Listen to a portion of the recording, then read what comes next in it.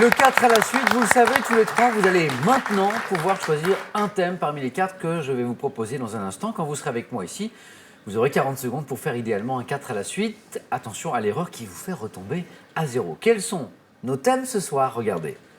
Race française d'élevage, de célèbres monuments en ruine, la France des Capétiens, donc là on est entre 987 et 1328 pour être très précis, ou bien sûr notre thème mystère, comme chaque soir, thème mystère que vous pouvez découvrir dès maintenant, mais uniquement à la maison. Benoît, c'est vous qui choisissez en premier. De célèbres monuments en ruine. On y va, de célèbres monuments en ruine.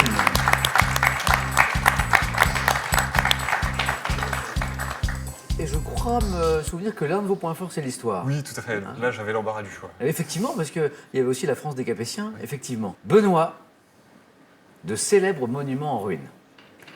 Êtes-vous prêt? Oui.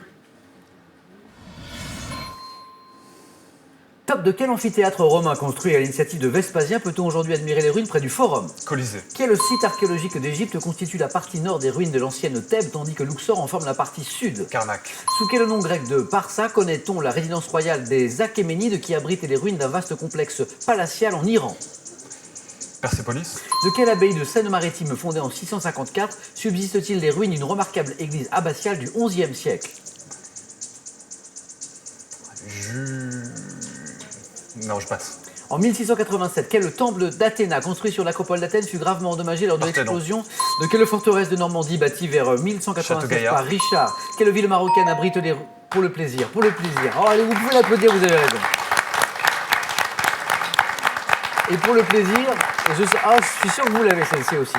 Quelle ville marocaine abrite les ruines du palais El Badi qui comportait plus de 300 pièces avant d'être détruit à partir de 1696? Marrakech. Oui, c'était Marrakech.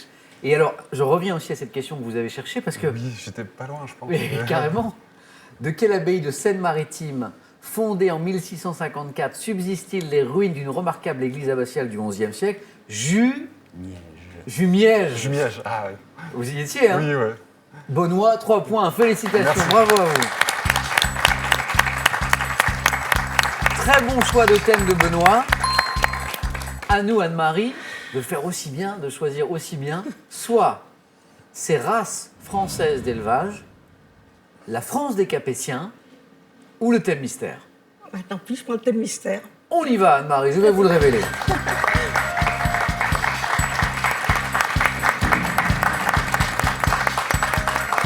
Anne-Marie, je disais faire aussi bien ou mieux. Ah oui, mais 4 à la suite, c'est très bien aussi. très hasardeux.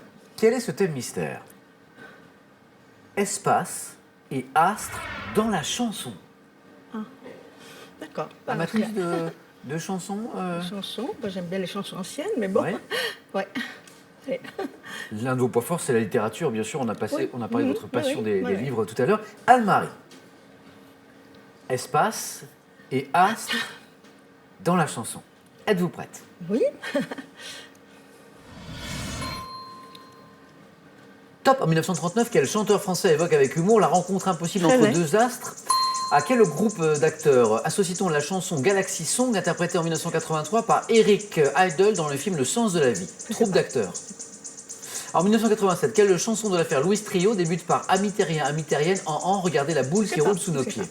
En 1994, quel groupe parle de la Voie lactée de nombreux satellites de planètes dans la chanson Far Out extraite de l'album Park Life? En 1979, quel groupe de rock britannique connaît le succès en interprétant Walking on the Moon? Je ne sais pas. En 1991, quel groupe compare Marseille à une planète qui se prépare à envahir la France dans la chanson Planète Mars? Je ne sais pas non plus.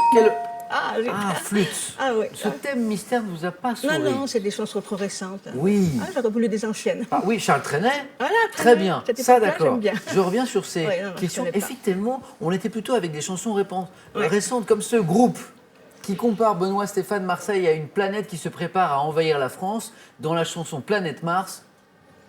Ayam. Ayam. Bon, là, on est sur le rap. Le rap Voilà, n'est peut-être ouais. pas C'est pas mon- c'est pas votre mon truc. style musical préféré. Ce groupe de rock britannique, là, on est dans le classique du rock, Oui, la oui. pop rock, qui connaît le succès avec Walking on the Moon. C'était Police. Police. Cette chanson de l'affaire Louis Trio, on est en 87, qui débute par ces mots ami terrien, ami terrienne. C'était Chic Planète. Chic Planète. Et enfin, cette troupe d'acteurs, là on est plutôt dans le cinéma, à qui on associe la chanson Galaxy Song, interprétée en 83 par Eric Idle dans le film Le sens de la vie. Le sens de la vie, vous n'avez pas vu ce film? Non. C'était les fameux Monty Python. Ah oui. Les Monty D'accord. Python. Un point pour Anne-Marie, ça n'est pas forcément terminé, Anne-Marie. Tout va dépendre du score, bien sûr, de Stéphane.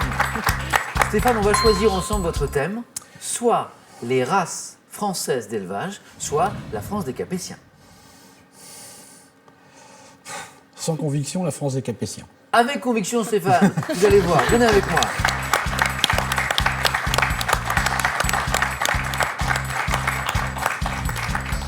Parce que je sais que l'un de vos points forts, c'est l'histoire, mais plutôt la... Contemporaine. Voilà.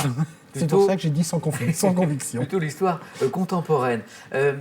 Passionné de bande dessinée. Oui, Mais auteur vous-même, amateur. amateur. Donc vous dessinez seulement, vous faites aussi... Je fais le scénario, scénario. le dessin, la mise en page, la colorisation avec mon ordinateur préféré. Mais vous faites tout en fait. Oui, y compris la promotion et la vente. D'accord.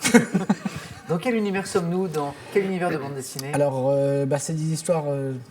disons, la série s'appelle Les Indiens. Les Indiens. Ce sont des Indiens qui ont compris que la guerre, le sentier de la guerre était une voie sans issue, D'accord. qui sont, contrairement à tout ce qu'on nous montre dans les bandes dessinées de western, tous les personnages se disputent le titre du plus stupide de l'Ouest. D'accord.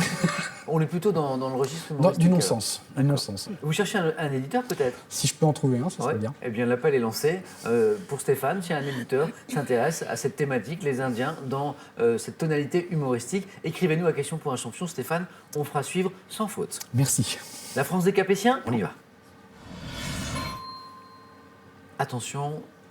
Top! Quel roi devant probablement son surnom à la chape de Saint-Martin, c'est-à-dire son manteau, est le fondateur de la dynastie des Capétiens? Luc Capet. Quelle juridiction d'exception instituée en 1231 et chargée de la répression de l'hérésie est associée à un manuel rédigé par Bernard en L'Inquisition. 1324? Quel monarque dont le règne s'étendant de 1314 à 1316 ne dura que 16 mois portait un surnom signifiant le querelleur? Le lutin. Quel roi de France disparu en 1328 sans héritier mâle à l'âge de 34 ans fut le dernier représentant de la lignée des Capétiens directs? Philippe le Hardy. Quelle expédition militaire entreprise du XIe au XIIIe siècle pour délivrer... Les croisades. Quelle bataille remportée en 1214 par 2 points? Stéphane, mission accomplie, bravo!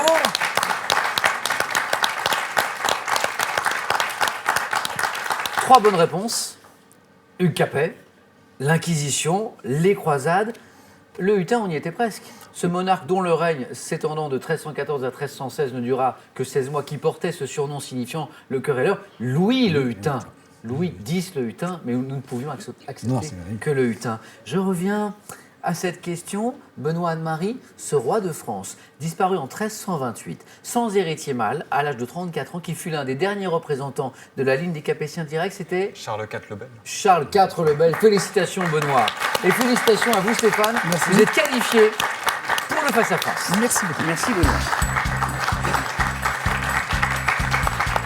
Je viens de dire merci Benoît, merci Stéphane. Ah bon? Anne-Marie, c'est ce thème mystère qui ne nous a pas réussi. Ah oui, non, j'aurais pas dû, mais bon, comme ça. Avez-vous passé un bon moment avec nous? Ah, parfait, je suis contente. Eh ben non, on a passé un très très bon moment avec vous aussi, Anne-Marie. Bon retour à Drumettaz en Savoie. Merci d'avoir joué avec nous. Et pour vous, ce cadeau. Mesbagages.com, site internet de vente en ligne de bagages, vous offre cette valise tendance et élégante, accompagnée de son vanity case assorti. D'accord. Relisez l'histoire de France d'un œil nouveau et impertinent. Truffé d'histoires aussi drôles qu'étonnantes, ces 3 ouvrages vous dévoilent les petits et les grands secrets des plus célèbres personnages historiques. Stéphane, Benoît, félicitations, mais qui va affronter en finale notre super championne Catherine? Eh bien, réponse dans un instant, dans le face-à-face.